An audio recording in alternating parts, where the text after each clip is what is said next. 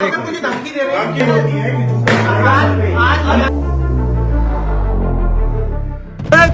जय पहाड़े उत्तराखंड में रहना होगा। सदन में जाऊंगा, जूता लेके जाऊंगा, ये याद रखना प्रेमचंद अग्रवाल। जो मुलायम से लड़ भिड़ के ये प्रदेश ले सकते हैं वो क्षेत्रीय दल आज भी यहीं मौजूद है। जय पहाड़े। जो हो रहा है बीजेपी की गुंडागर्दी होगी स्थिति। क्या गुनाह किया उन्होंने? आशीष को और आशुतोष नेगी को आप रिहा नहीं करते, हम आंदोलन करेंगे। मुझे उस गरीब की चिंता है जो उत्तराखंड के नौजवानों का चेहरा बन रहा है। ये धामी कुचल रहा है। मैं आपके माध्यम से कह रहा हूँ, धामी के दिन बुरे आ चुके हैं। ये खत्म की ओर लेकर जा रहा है भाजपा को। नमस्कार, आप देख रहे हैं राजकुमारी, आपके साथ मैं हूं भुवन शर्मा। उत्तराखंड की सियासत और सड़कों पर इन दिनों हलचल मची हुई है। मामला है उत्तराखंड क्रांति दल यानी यूकेडी के दो बड़े नेताओं आशुतोष नेगी और आशीष नेगी की गिरफ्तारी का। पार्टी इनके बारे में दावा करती है कि ये पहाड़ के हितों की लड़ाई में हमेशा आगे रहते हैं, लेकिन अब ये दोनों सुर्खियों में हैं एक ऐसे मामले के चलते जिसने पूरे राज्य में सनसनी फैला दी। तो आइए इस पूरे प्रकरण की परतें खोलते हैं और जानते हैं कि आखिर ये दोनों नेता कौन हैं, क्या है इनकी कहानी और कैसे आशुतोष नेगी अंकिता भंडारी हत्याकांड में भी एक सशक्त आवाज बनकर उभरे। तो चलिए शुरुआत करते हैं। 27 मार्च 2025 ये तारीख थी जब खबर आई कि देहरादून की पुलिस ने यूकेडी के दो नेताओं को हिरासत में लिया। जगह थी राजपुर थाना क्षेत्र और वजह एक शिकायत जो टिहरी गढ़वाल के कंडाल गांव के रहने वाले प्रकाश जोशी ने दर्ज कराई थी। प्रकाश जोशी जो अब देहरादून के सालावाला में रहते हैं, उन्होंने अपने प्रार्थना पत्र में कुछ गंभीर आरोप लगाए। इन आरोपों के आधार पर पुलिस ने तुरंत एक्शन लिया और आशीष नेगी और आशुतोष नेगी को गिरफ्तार कर लिया। दोनों को कोर्ट में पेश किया गया, जहां से उन्हें 14 दिन की न्यायिक हिरासत में भेज दिया गया। लेकिन ये तो बस शुरुआत थी। सोशल मीडिया पर तूफान उठ चुका था। लोग इसे सरकार की दमनकारी नीति बता रहे थे और यूकेडी समर्थकों में गुस्सा भड़क उठा। ये खतरनाक माहौल है, ऐसा नहीं होना चाहिए। ये उत्तराखंड शांति प्रिय राज्य है, यहाँ शांति बनी रहनी चाहिए। जो हो रहा है ये बहुत गलत हो रहा है। हम ये कहेंगे कि आशुतोष नेगी उत्तराखंड में रोजगार नहीं है। रोजगार अगर कहीं होटल में हमारा एक कर्मचारी जाता है, हमारा बच्चा जाता है, उसका कहीं शोषण होगा तो कोई ना कोई तो बोलेगा। और उन्होंने बोला है तो गलत नहीं बोला। मैं उनका समर्थन करता हूँ। यहाँ रोजगार की बहुत कमी है।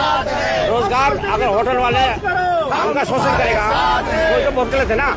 उनकी आवाज़ तो कोई ना कोई तो उठाएगा ही, इसलिए उन्होंने आवाज़ उठाई है। उनकी गिरफ्तारी जो हुई है वो गलत हुई है। और एक तरह से आंदोलन को दबाने वाली बात है। तो बीजेपी की बिल्कुल सीधी सी जात में कहूँगा, आज तक तो नहीं कहा, लेकिन बीजेपी की गुंडागर्दी होगी स्थिति। ऐसा नहीं होना। मैं ये कहूँगी आज का हमारा दुर्भाग्य उत्तराखंड वासियों का। हमने उत्तराखंड बनाया था, हमने सोचा था उत्तराखंड बना के हमारे ये हालत देखने पड़ते। आज जो वर्तमान में जो उत्तराखंड की स्थिति है, इन्होंने दुर्भाग्य हमारे उत्तराखंड वासियों के लिए और सबसे दुर्भाग्य उन लोगों का है जो गद्दी पे बैठे हुए हैं और उत्तराखंड वासियों के साथ इस तरह का व्यवहार कर रहे हैं। आज हमारे आशीष भाई ये दोनों के दोनों उन्होंने बंद कर दिए। क्या गुनाह किया उन्होंने? क्या उन्होंने आवाज उठाई? एक सत्य की आवाज उठाई उन्होंने, एक धर्म की आवाज उठाई उन्होंने। ये आवाज ये उत्तराखंड की आवाज को दबाना चाहते हैं। सवाल ये है कि आखिर ये दोनों नेता हैं कौन। पहले बात करते हैं आशीष नेगी की। 30 साल के आशीष नेगी यूकेडी के युवा मोर्चा के अध्यक्ष हैं। कर्णप्रयाग के मूली गांव के रहने वाले आशीष की पहचान एक जुझारू नेता की है। वो युवाओं के बीच लोकप्रिय है और पहाड़ के हितों के लिए उनकी आवाज बुलंद रहती है। कहा जाता है कि वो गरीबों और मजदूरों के लिए हमेशा खड़े रहते हैं, लेकिन इस बार उनकी गिरफ्तारी ने सबको चौंका दिया है। सोशल मीडिया पर एक सवाल गूंज रहा है, पहाड़ी होटलियर भाइयों की सैलरी दिलवाना क्या जुर्म है? अब बारी आती है आशुतोष नेगी की। 51 साल के आशुतोष नेगी पौड़ी के रहने वाले और यूकेडी में एक सीनियर चेहरा माने जाते हैं, लेकिन उनकी कहानी में ट्विस्ट भी कम नहीं है।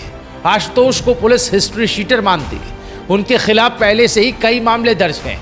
रायपुर क्षेत्र में भी उनके खिलाफ समान अपराधों के केस चल रहे हैं, लेकिन उनके समर्थक कहते हैं कि वो एक नए और जोशीले नेता है जो कर्मचारियों और मजदूरों के हक की लड़ाई लड़ते हैं।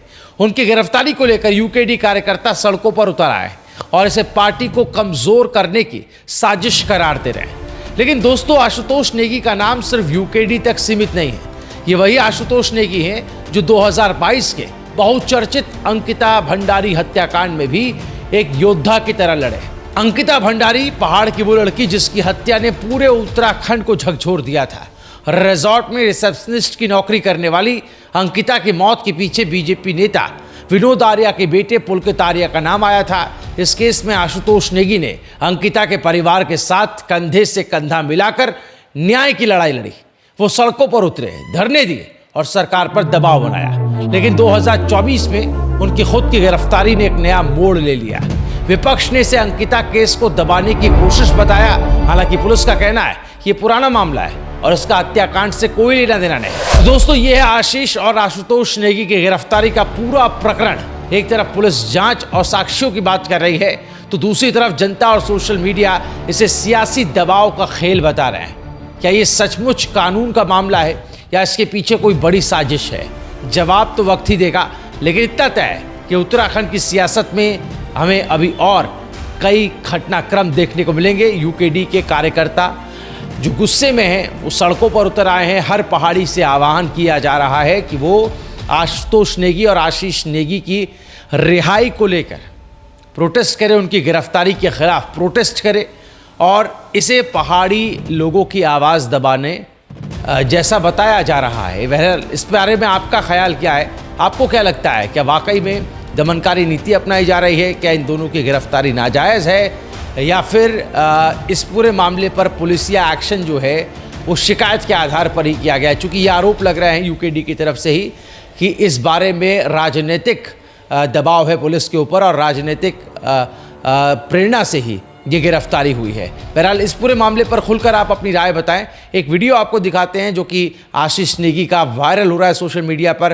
गिरफ्तारी से पहले का ये वीडियो है। फोन पर बात करते हुए एक रेस्टोरेंट के अंदर नजर आ रहे हैं। मैं ये कह रहा हूँ शर्मा जी, एक तो इन लड़कों की सैलरी आपने रोक रखी है। अब मैं ये कह रहा हूँ दूसरा, यहाँ पर एक तुम्हारा शेफ है और वो लोग हैं, तुम यहाँ पे पहाड़ी गाने नहीं बजने देते हो। ऐसा है, तुम मेहमान हो इस प्रदेश में, ठीक है? आप नहीं ना, अरे पहाड़ी पूरी छोड़ो, पहाड़ी रहते तो पहाड़ी गाने बजते हैं। अब तुम हो मेहमान यहाँ पे और हमें इस प्रदेश के मालिक। चलो तुम्हारा बन रखा है, ठीक है, पर यहाँ पे पहाड़ी गाने अगर नहीं बजेंगे और यहाँ पे पहाड़ियों का शोषण होगा तो हम लोग बर्दाश्त नहीं करेंगे। हम लोग क्या करते हैं ना, सुनो, नहीं, यहाँ पे एक लड़का है, उसके साथ मार पिटाई। रिव्यू पड़ा हुआ है तुम्हारा गूगल, तुम्हारा है ना? एक था विनय पंडित है, गूगल पे रिव्यू पड़ा हुआ भाई तुम्हारा। और पहले बाउंसरों के साथ मैं कह रहा हूँ, पहले तो वो बाउंसर भी भेजो यार, जरा मुलाकात करनी थी उनसे कि कौन है वो जो ऐसा पहाड़ियों को पीट रहा है ना? आप कितनी देर में सैलरी दे रहे हो?